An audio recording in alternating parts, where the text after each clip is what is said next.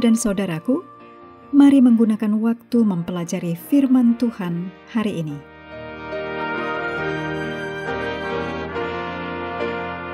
Hari Senin tanggal 7 April, judulnya Memahami Kasih Allah.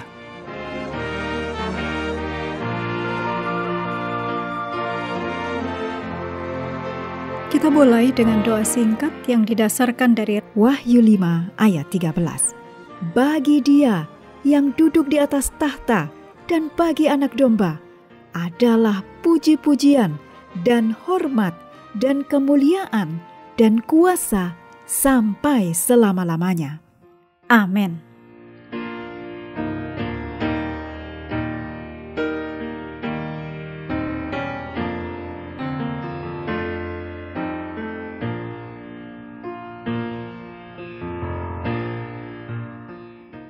Bagian dari mewarisi sifat berdosa berarti bahwa persepsi kita tentang alam semesta telah dinodai oleh kecenderungan kita sendiri terhadap keegoisan dan kesombongan.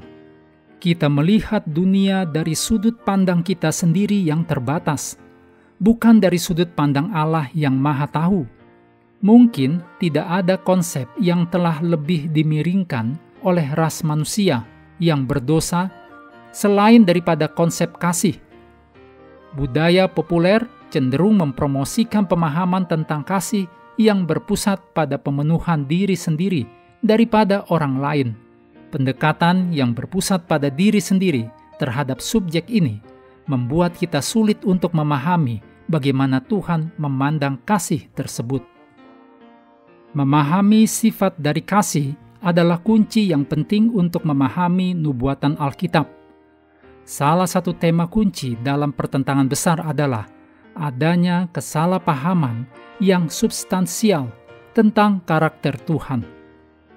Ellen G. White mengakhiri ringkasannya tentang pertentangan besar menulis, "Seluruh alam semesta sudah bersih.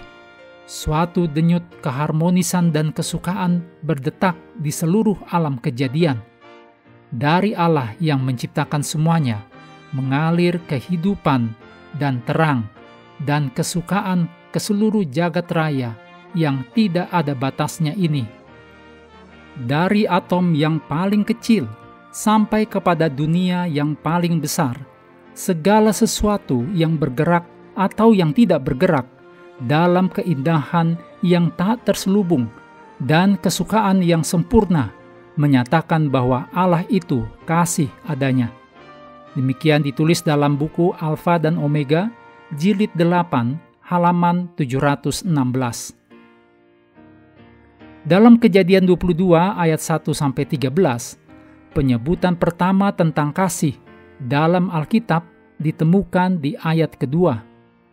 Kisah Abraham mengorbankan Ishak ini mengajarkan kepada kita tentang sifat dari kasih Allah. Kadang-kadang, selain menemukan kemunculan pertama dari sebuah konsep dalam Alkitab, akan berguna untuk menemukan penyebutan pertama dari konsep yang sama di masing-masing buku dalam Alkitab, khususnya dalam Injil. Dalam Matius 3 ayat 17, Markus 1 ayat 11, Lukas 3 ayat 22, dan Yohanes 3 ayat 16, kita menemukan penyebutan pertama tentang kasih dalam masing-masing Injil. Misalnya, penyebutan pertama tentang kasih dalam Yohanes, yaitu Yohanes 3 ayat 16, sangat mencerahkan. Itu merujuk kisah Ishak di atas mezbah.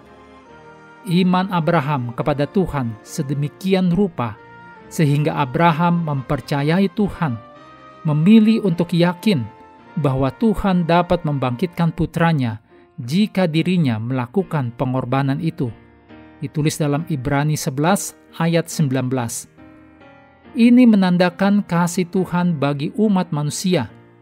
Tuhan mengasihi kita sampai pada titik di mana Dia mengaruniakan anaknya yang tunggal. Juga ditulis dalam Kejadian 22 ayat 2, 12, dan 16. Dan kemudian membangkitkan anaknya yang tunggal ini dari kematian.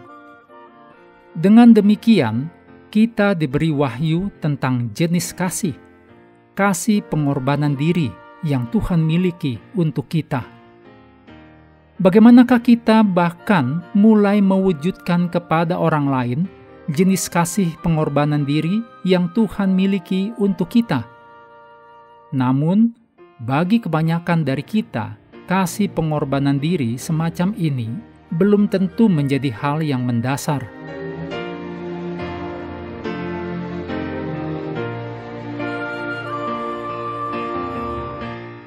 Mengakhiri pelajaran hari ini, mari kembali ke ayat inti. Yohanes 1 ayat 29.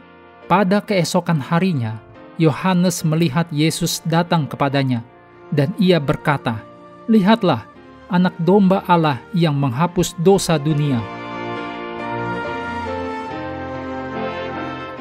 Sahabat juga perlu melengkapi waktu untuk bersekutu dengan Tuhan setiap hari dengan bacaan Alkitab sedunia. Percayalah kepada nabi-nabinya yang melanjutkan dari Wahyu pasal 13. Tuhan memberkati kita semua.